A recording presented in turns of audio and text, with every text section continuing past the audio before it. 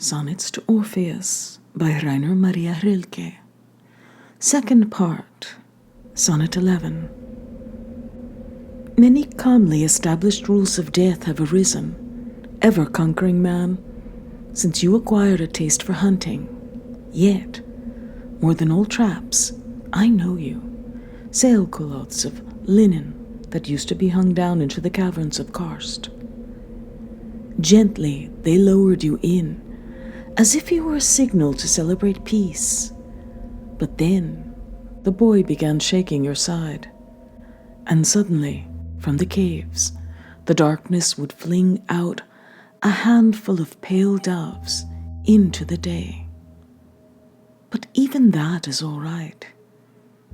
Let every last twinge of pity be far from those who look on, far not just from the conscience of the vigilant, steadfast hunter who fulfills what time has allowed. Killing, too, is a form of our ancient wandering affliction. When the mind stays serene, whatever happens to us is good. Sonnet 12. Will transformation. Oh, be inspired for the flame in which a thing disappears and bursts into something else.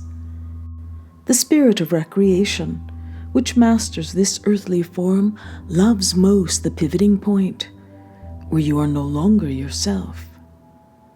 What tightens into survival is already inert. How safe is it really in its inconspicuous gray?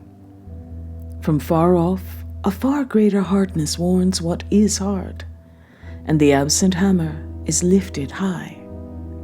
He who pours himself out like a stream is acknowledged at last by knowledge, and she leads him enchanted through the harmonious country that finishes often with starting, and with ending begins.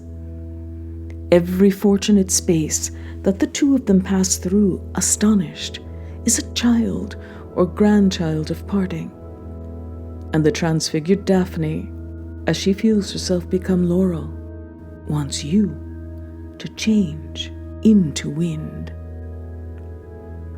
Sonnet 13. Be ahead of all parting, as though it already were behind you, like the winter that has just gone by. For among these winters there is one so endlessly winter that only by wintering through it will your heart survive. Be forever dead in Eurydice, more gladly arise into the seamless life proclaimed in your song. Here, in the realm of decline, among momentary days, be the crystal cup that shattered even as it rang. Be, and yet know the great void where all things begin, the infinite source of your own most intense vibration, so that this once you may give it your perfect assent. To all that is used up, and to all the muffled and dumb creatures in the world's full reserve, the unsayable sums, joyfully add yourself and cancel the count. Sonnet 14. Look at the flowers, so faithful to what is earthly, to whom we lend fate from the very border of fate. And if they are sad about how they must wither and die, perhaps it is our vocation to be their regret. All things want to fly, only we are weighed down by desire, caught in ourselves and enthralled with our heaviness. Oh, what consuming negative teachers we are for them, while eternal childhood fills them with grace. If someone were to fall into intimate slumber and sleep deeply with things, how easily he would come to a different day out of the mutual depth. Or perhaps he would stay there, and they would blossom and praise their newest convert, who now is like one of them. All those silent companions in the wind of the meadows. Sonnet 15. O fountain mouth, you generous, always filled mouth, that speaks pure oneness constantly. You marble mask before the water's still flowing face, and in the background the slow descent of aqueducts.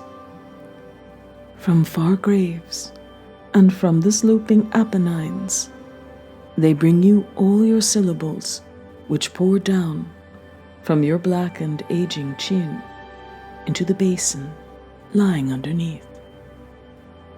This is the intimate and sleeping ear, the marble ear, in which you always speak, an ear of earth. Just with herself alone does she talk this way, and if a jug slips in, she feels that you are interrupting her.